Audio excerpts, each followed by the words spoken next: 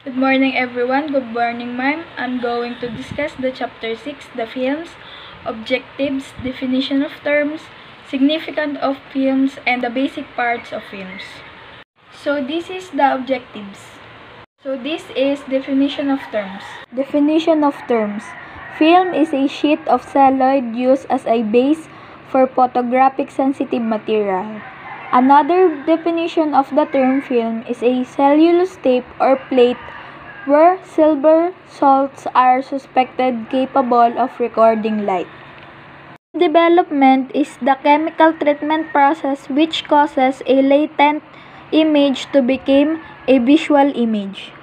So, the example of film is the image was dark where the subject was light, but light where the subject is dark. So, film development is a process of production of an image. So, this is significance of films. Significance of films. Photographic film is a basic ingredient in the system of photography. Without the film, light is rendered useless because there is no film to record the light that was allowed to enter the camera. Describe a sheet of plastic coated with an emulsion containing light-sensitive silver halide salts bonded by gelatin. Record the image, focus upon it by the lens of the camera. Recorded image known as latent image.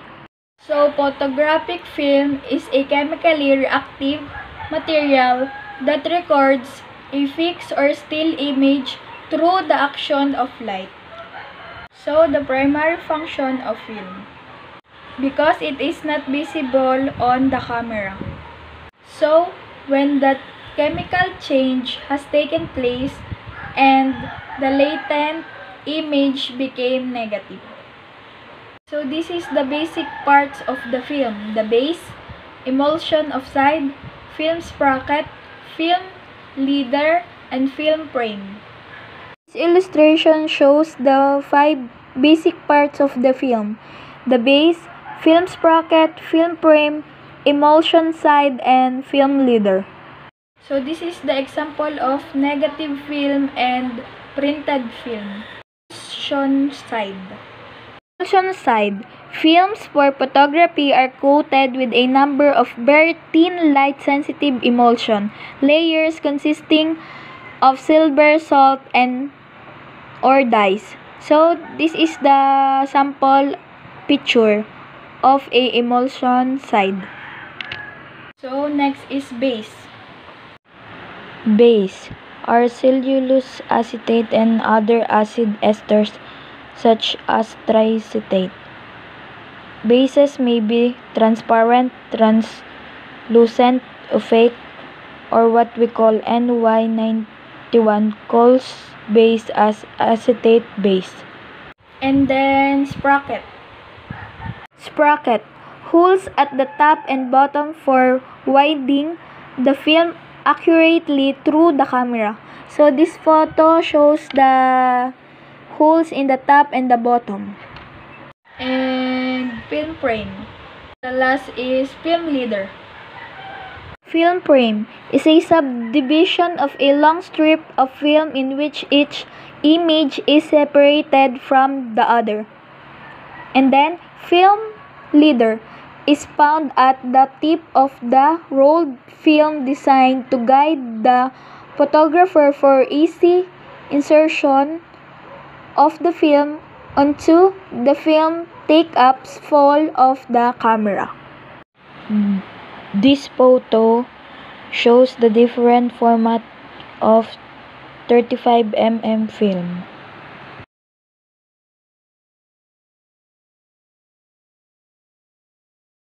Films are made up of several layers: gelatin anti-halation layer, anti-curl backing, adhesion promotion layer, film base, adhesion promotion layers, gelatin protective coating. These are the properties of film: speed, emulsion, base, and color sensitivity. Speed. The emulsion speed determines how much light must be used to expose the film in a given time period. So, tinutukoy kung gaano karaming liwanag ang kailangan upang ma-expose film sa takdang oras. ISO or International Standard Organizations, itong nagbibigay ng indikasyon ng relative film speed batay sa ISO number. Emulsion. The emulsion of the film is the light-sensitive part of the film. Ito ang may pagkasensitibong bahagi ng film at ito ang parte ng film kung saan nagaganap ang pagbabago base sa pisikal at chemical. Ang film emulsion naman ay binibigyan grado batay sa ISO or International Standard Organizations number na nag-iindikita ng relative film speed. Phase. Ito ay kung saan nananatiling nakadikit ang na-convert na silver highlights na tinatawag na black metallic silver. Color sensitivity. Isa ito sa pinagpipilian ng mga maniniyot pagdating sa emulsions at bases.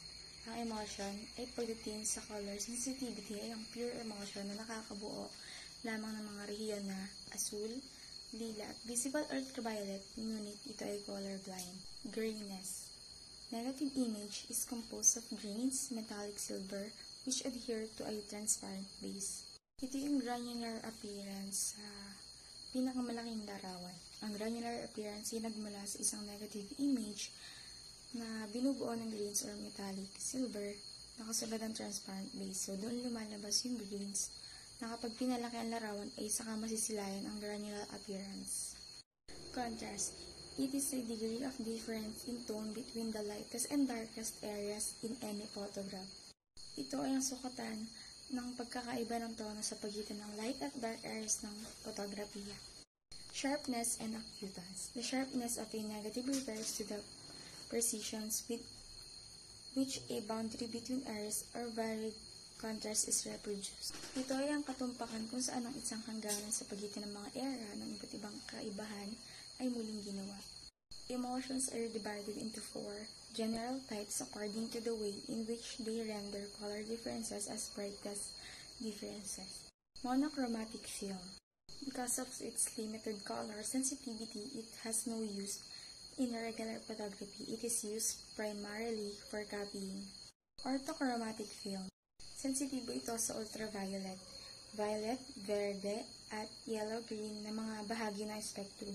Hindi tumpak na nagagawa ng relative brightness ng paksa tulad ng nakikita ng mata. Hindi rin regular na ginagamit sa fotografiya ng mga pulisya. Panchromatic film. Ito ay sensitibo sa lahat ng mga kulay ng visual spectrum. Infrared films. Mayroong isang banda ng kulay na pagkasensitibo sa ultraviolet at asul. Konti o walang pagkasensitibo sa yellow-green na mga bahagi ng spectrum.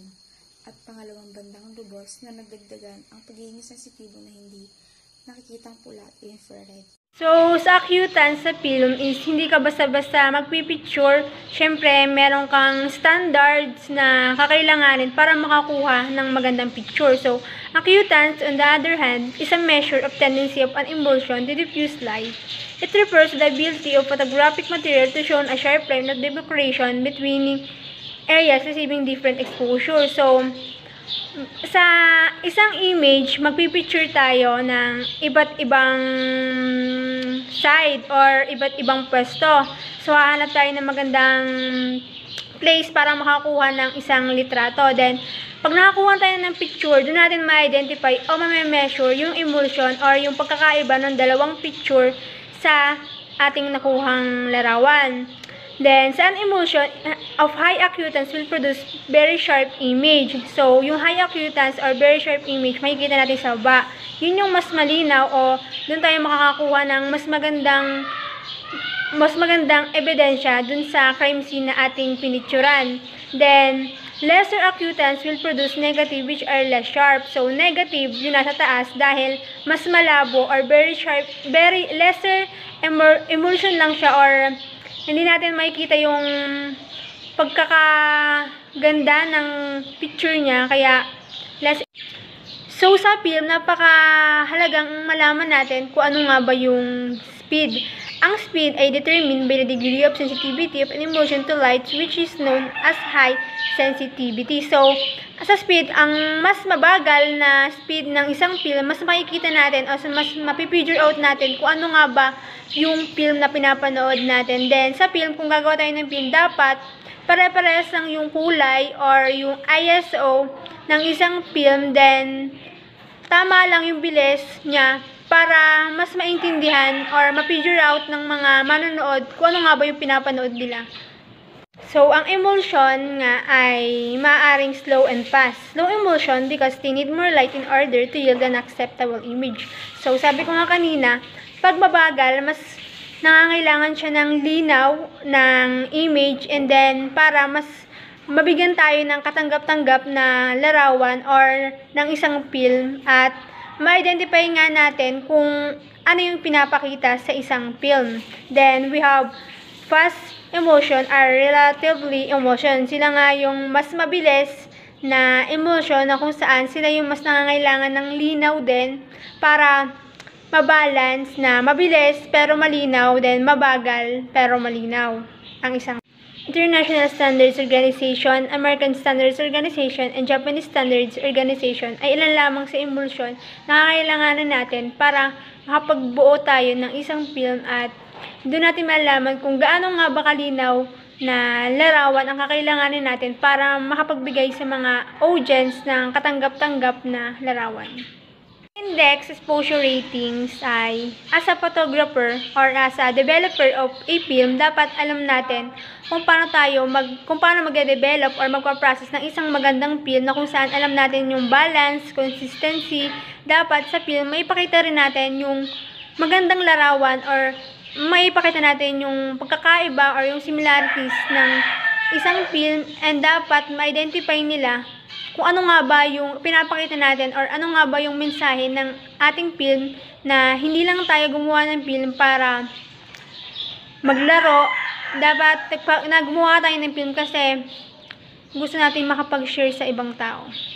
Base are cellulose acetate, other acids, esters such as triacetate, cellulose acetate films are usually called safety bases. So, ang base nga daw ay tinatawag na safety bases dahil nga siya yung, siguro familiar na tayo dun sa base kasi siya yung manifest na kulay brown na ginagamit ng photographer dati na pag nagpicture tayo, lalabas yung image.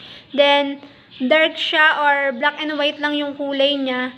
Then, tatawag siyang safety bases kasi pwede mo siyang i-keep na mahabang panahon kasi hindi naman siya kumukupas. Then, pwede mo siyang gawing reference sa isang crime sa crime scene. Color sensitivity is the color tones in the emulsion of the film which represents the color of the subject of which such representation of colors as shades of gray is acceptable. So, ang color sensitivity daw ay yung kabuang kulay ng emulsion na makikita natin sa isang film. Then, ang grade daw na color ay acceptable o katanggap-tanggap sa isang film. Then, the extent to which this representation of colors as shades of gray acceptable is called the color sensitivity of the film. So, ang gray daw ay tinatawag din na color sensitivity of the film.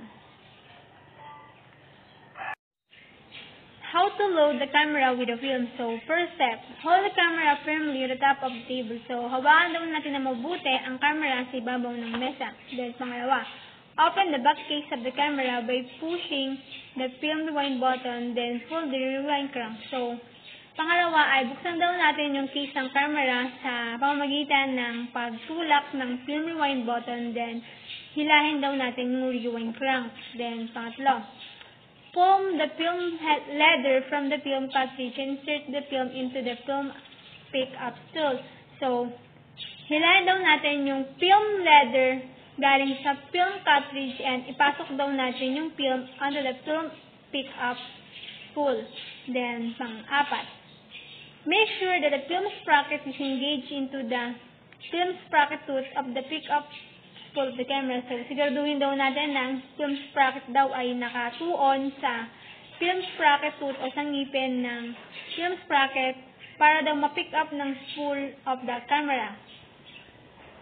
Then, move forward the film advance lever slowly to check the film is clipped well in the film pickup spool. So, isulong daw natin yung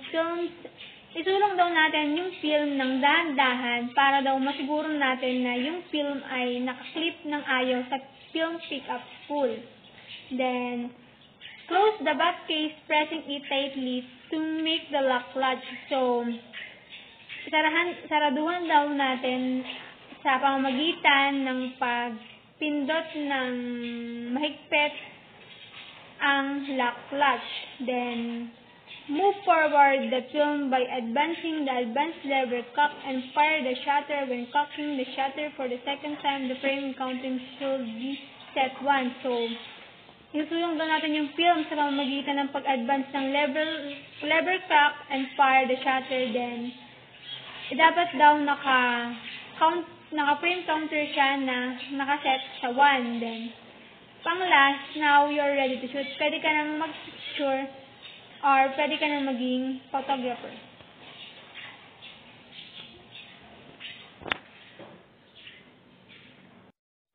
Unloading the camera with film. So, pinakauna is press film rewind button, the camera button. So, pintin daw natin yung rewind button sa camera. Pangalawa, flip open rewind crank and rotate it in the arrow direction till the film leader leaves take-up spool. So, buksan daw natin yung rewind crank at paikutin daw natin hanggang sa makarating sa arrow direction hanggang sa makalis ang film leader sa take-up spool.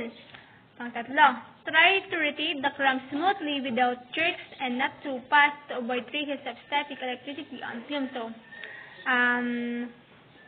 subukan daw natin na paikutin ang crank ng dahan-dahan at hindi mabilis para daw maiwasan natin yung bakas or yung sira at ang kuryente galing sa film.